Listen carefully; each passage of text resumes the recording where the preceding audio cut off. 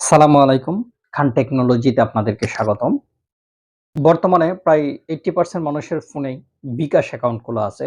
এখন দেখা গেছে আমরা বিকাশের পাসওয়ার্ড ভুলে গেছি। তখন আমরা কি করব? আমরা অনেকেই কি করি বিকাশের পাসওয়ার্ড ভুলে গেলে অফিসে কল দেই। কল দিয়ে বিকাশের পাসওয়ার্ডটা নিজের এনআইডি কার্ড নাম্বার দিয়ে উদ্ধার করার চেষ্টা করি। কিন্তু অন্য একটি পথ আছে, যে পথ অবলম্বন করলে আপনাকে বিকাশ অফিসে কল দিতে হবে না। আপনি নিজেই বিকাশের পাসওয়ার্ড উদ্ধার করতে পারবেন। তাহলে চলুন কথা না বাড়িয়ে ভিডিওটি শুরু করা যাক। প্রথমেই আপনি আপনার ফোনটি হাতে নিন। ফোনটি হাতে নিয়ে *247# বিকাশের যে কোডটি আছে এই কোডটি আপনার ফোনের মধ্যে ডায়াল করুন। ডায়াল করার পরে এরকম একটা ইন্টারফেস আসবে। এখান থেকে ৯ নাম্বার সিলেক্ট করবেন।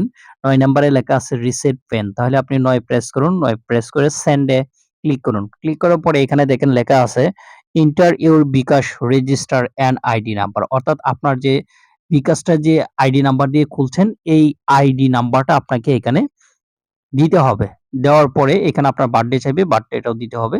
দেওয়ার পরে এখানে দেখেন আপনার অ্যা দেওয়ার সাথে আপনার ফোনে একটা এসএমএস আসবে। ওইখানে আপনার পিন নাম্বারটি দিয়ে দেওয়া হবে। মানে আপনার বিকাশটি চালু হয়ে যাবে ওই পিন নাম্বারটা যখন আপনি ওইখানে দিবেন।